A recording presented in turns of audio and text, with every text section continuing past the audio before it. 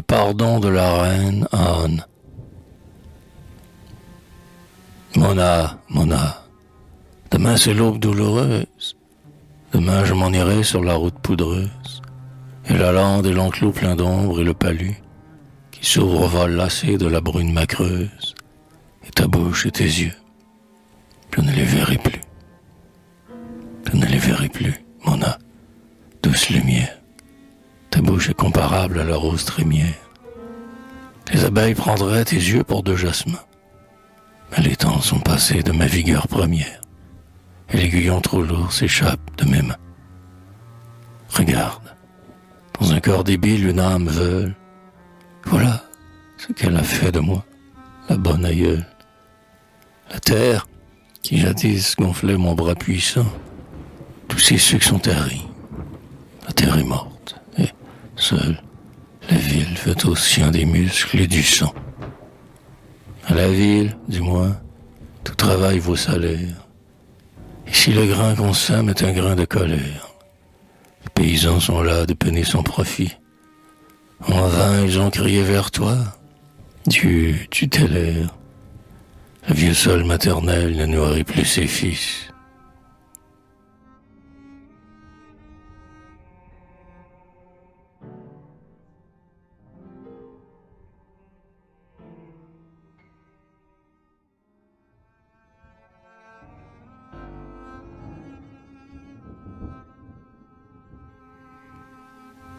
Combien de vous, Bretons, ont tenu ce langage, et combien sont partis, légers de tout bagage, vers la cité d'or et de fer. Sous ces halles trépidantes criait l'humaine angoisse. Combien ont déserté leur tranquille paroisse pour s'engouffrer dans cet enfer. J'ai vu dans les faubourgs passer vos troupeaux mornes. Combien qui s'affaissaient, vaincus au coin des bornes. Combien que guettait à l'hôpital. Combien qui, pour donner le change à leur misère, entre leurs doigts noués roulait un vieux rosaire, débris du mobilier natal. D'autres, sur les comptoirs des marchands des vertiges, tels l'hippie que l'averse couchée sur sa tige, laissaient retomber leur front là. Oh, qu'entonnait la voix d'un tribun populaire. Sous leurs noirs bourgerons fouillaient avec colère pour y tâter leur coutelas. Mais tous, les révoltés, les croyants, les malades, le grabataire avec le tenteur d'escalade et l'alcoolique au rire amer, jeunes ou vieux, dans la prière ou dans l'orgie, tous sentaient par moments la même nostalgie, monter en eux comme une mer. Une mer de silence et d'ombre, mais si douce que leur âme y glissait mollement, sans secousse, comme une barque au fil de l'eau.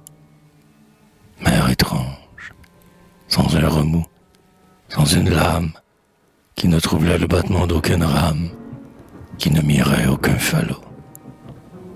Mais, vers le paradis de leurs jeunes années, tandis que son courant, comme des fleurs fanées, les emportait avec lenteur.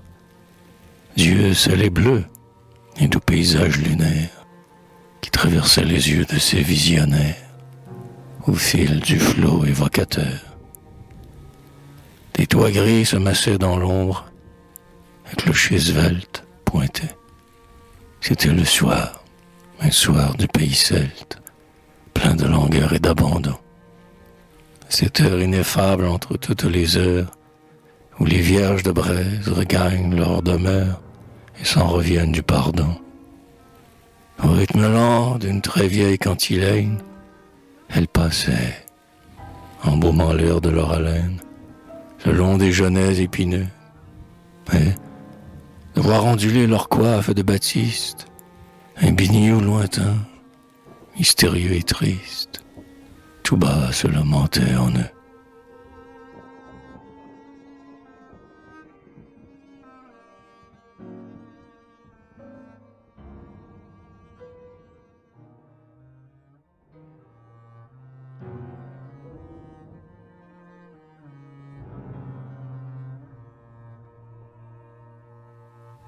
ce biniou plaintif et tendre, vous allez de nouveau l'entendre, mais non plus en rêve, non plus comme ces rumeurs étouffées que le vent chasse par bouffées, sont les eaux mortes des palus.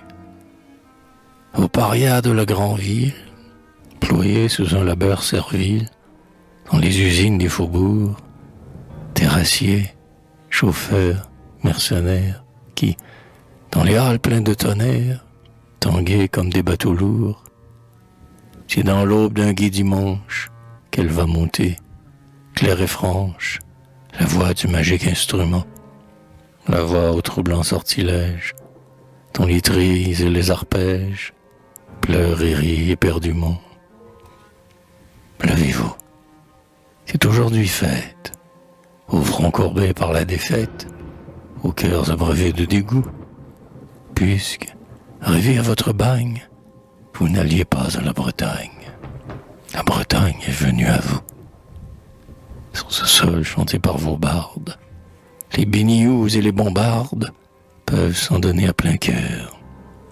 Tréoris, Lande, Pavane sont ici chez eux comme à Vannes, sous les hermines de Mercœur. Car Montfort et terre bretonne, si mûrs que le lierre festonne, furent vôtres au temps passé, au temps où la belle Yolande mariait la jonc de la lande avec le chardon écossais. Il flotte encore sur cette terre un peu de l'âme héréditaire. Monsieur Saint-Yves est ainsi plein. Il prétend quand de la brette, plus d'une fois, sous la coudrette, il menace et branle le follet. Sur ce perron tendu de mousse, qui la vit glisser, blanche et douce, dans son juste au corps de l'empas. Finalement, d'âge en âge, vous viendrez en pèlerinage, baiser la trace de ses pas. Et quand, par les bleus crépuscules, dans la senteur des renoncules, monteront vos derniers avés, une voix de miel, sa voix même, vous dira la douceur suprême du pays enfin retrouvé. Et, les yeux brouillés, le cœur ivre, incertain de la route à suivre, là-bas, très loin, dans un vieux bourg, où toute clarté s'est éteinte, vous croirez qu'une cloche tinte pour annoncer votre retour.